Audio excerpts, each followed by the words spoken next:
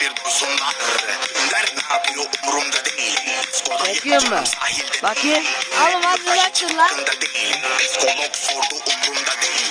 Burada onu yazar gazete. Ben de renk Rolex hep sende sahte. Bodrum'a gel bebeğim Bodrum'a. Yaşadığım en güzel bu yaz. Hislerin doğru yolu gösterecek sözde. Evet arkadaşlar. Mustafa'dan kötü gözüküyor. Bebeğim baba hepinize gösterecek. Ama ne oldu? Gelmiyor buraya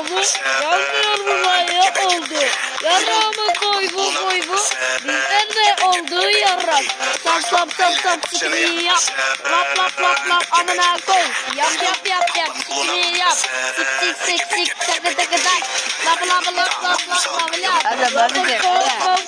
Yap. Amına koyduk yarrak çıktı. Yarrak koyduk çıktı. Sonra kız çıktı. Kızdan sonra abla çıktı. Amına koyduk o oldu. Bizden kız çıktı. Hadi ayağa kalk. Ayağa kalktık.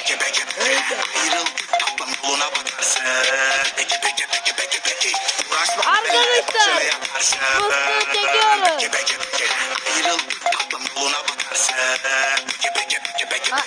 Amına koyduk, amcık çıktı, yarağına koyduk, çatlak çıktı, bizi bitti.